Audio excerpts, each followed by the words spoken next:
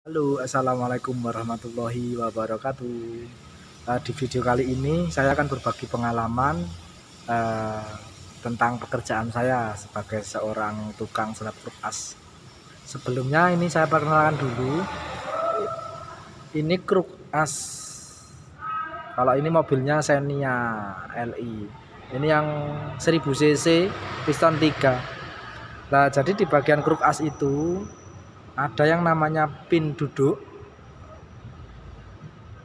1 2 3 4. Ini kalau di Xenia ini pin duduk terletak pada dia posisinya di blok mesin. Maksudnya di blok mesin dia di baut di tengah-tengah blok mesin, di dalam blok mesin. Jadi pin ini dapat blok mesin, sedangkan bagian yang ke selanjutnya ini maaf belepotan lur ya. Ini pin jalan 1 2 3. Nah, ini tempat konrod atau yang biasa disebut setang piston, tempat dudukan piston. Nah, ini makanya Xenia LI yang 1000 cc itu 3 silinder ya, ini tempatnya 1 2 3, tapi ini tempat konrodnya atau tempat setang pistonnya. Nah, oke, biar lebih paham lagi ini coba tak puter. Jadi itu yang enggak beraturan itu, yang pin jalannya itu kan gerakin piston ke atas ke bawah, ke atas ke bawah. Nah, itu. Terus gimana sih cara nyelepnya? Banyak yang penasaran, Mas. Kalau yang ini pin duduk kan lurus gampang ya, kayak biasa, bubut biasa. Kalau yang mengkol-mengkol ini gimana pin jalannya? Pin jalannya sebenarnya ada rahasianya, tapi di sini nggak ada rahasia-rahasiaan. Saya tunjukkan nanti caranya. Oke, ini ya pada dasarnya dulu. Pada dasarnya saya perkenalkan, ini mesinnya itu mereknya Polex. Polex KN Polex KT 1600. Maaf, malah mesinnya sendiri nggak hafal ya. Nah, terus di sini itu sebenarnya rahasianya itu yang paling utama sebenarnya di sini ada setelannya. Nah, ini ada angkanya, ini berfungsi untuk nyetel nanti buat pengerjaan pin jalannya. Ini ada titiknya. Nah, ini titik ini kalau ngarapin duduk titiknya pas 0, sama kanan kiri sama. Nah, titiknya pas 0. Kalau buat pin jalan dasarnya itu dari sini sebenarnya harus ya, bukannya hafal tapi harus tahu dulu ukurannya itu digeser seberapa. Itu ukurannya dari setengah stroke atau dari mana, dari sini kalau gampangnya ini. Nah, ini misalkan ini pin duduk ya, ini pin duduk kan, ini pin jalan. Nah, ini tengah-tengahnya ini nanti kita ambil garis tengahnya ini sama garis tengahnya pin duduk, garis tengah pin jalan itu jaraknya berapa. Misalkan ini Xenia misalkan 4,5 cm atau 45 mili. Nah, nanti kita taruh ukuran di sini 4,5 cm atau 45 mili, nanti di posisi berarti di sini di 4,5 sini. Nah, sebenarnya rahasianya itu. Terus nanti ada namanya yang di siku. Kalau udah di siku, jadi di siku itu posisinya gini. Saya ambilkan sikunya dulu.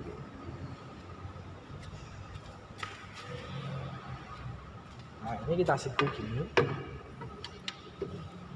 Oke ya. Caranya gimana?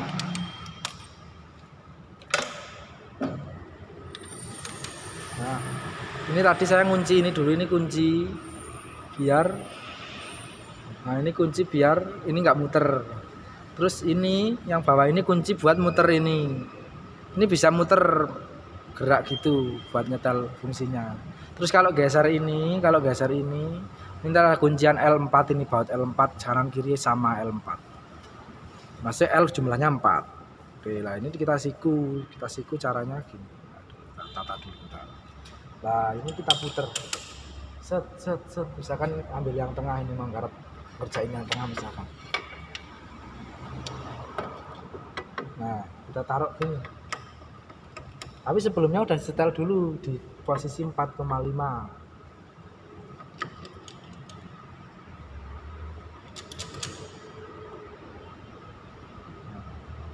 Jadi kalau udah siku lalu kancing kunci.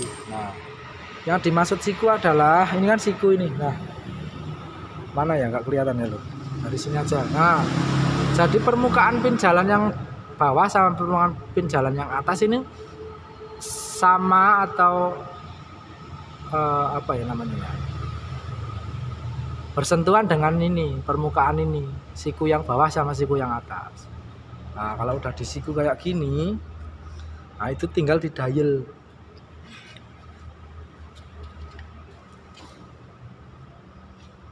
Ini dialnya pakai ini. Nah, dialnya saya belum mau praktek dulu, soal ini buat apa, pengetahuan dasar dulu, soalnya kadang masih ada yang bingung, maksudnya penasaran sebenarnya, karena emang jarang banget tuh bengkel bubut atau bengkel yang industri kayak gini tuh biasanya pelanggan boleh masuk.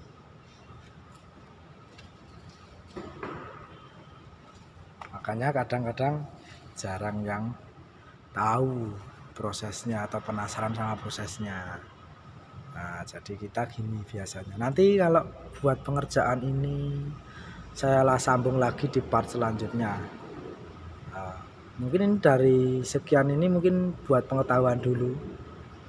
Ini nanti banyak pokoknya ilmu tentang kruk as, khususnya buat bengkel-bengkel mobil atau penggemar otomotif khususnya. Nanti maksudnya kadang tertentu bengkel itu nggak semua, maksudnya cari cepat itu, padahal misalkan kayak gini, ini padahal udah gosong, ini rusak kemakan, cuma dilihat masih halus terus dipoles pakai amplas.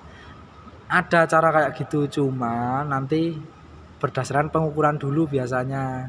Kalau itu emang tidak penjol atau tetap bulat, itu berani. Biasanya cuma ada kayak serempetan metal itu luka sedikit-sedikit nggak apa-apa, tapi asal bulat. Tapi kalau kelihatannya bagus tapi ternyata ini penjol, nah itu akan pengaruh sama gerakannya atau putarannya, nanti bisa malah tambah kemakan karena penjol kan. Penjol tertekan oleh kompresi, kemakan, akhirnya tahu-tahu udah oversize gede. Misalkan standar langsung 100. Nah, nanti pengukurannya gimana saya tunjukkan. Ini khususnya buat dasar dulu, maksudnya buat dasar pengetahuan aja. Saya cuma sharing, bukan berarti menggurui, saya cuma pengalaman saya di sini ya saya sharingkan. Ini caranya gini kalau kita, tapi harus tahu dulu biasanya ini sennya itu standarnya berapa. Kalau sennya ini duduk itu 46 mili, jalan 40 mili, jadi ini di angka 40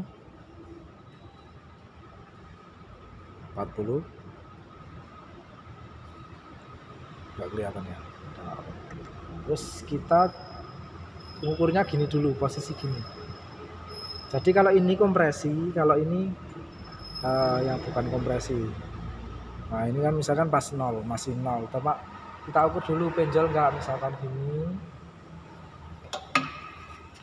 Nah gini misalkan udah tahu 0 di angka berapa misalkan.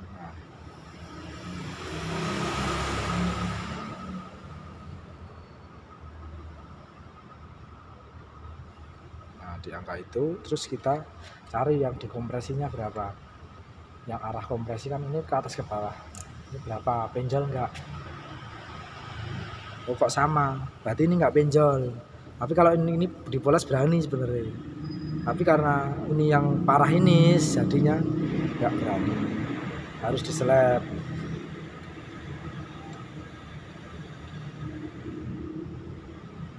Sebenarnya harus dipoles pun sebenarnya berani. Ini soalnya nggak penjol, jadi harus diperhatikan, diukur dulu. Pakai sengat keket patmun nggak apa-apa sebenarnya. Penjol nggak ya? Kalau nggak penjol sebenarnya dipoles pakai amplas berani.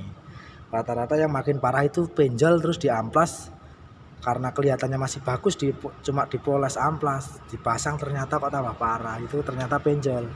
makanya harus ada pengukuran dulu. Nah, mungkin garis besarnya kayak gitu dasarnya.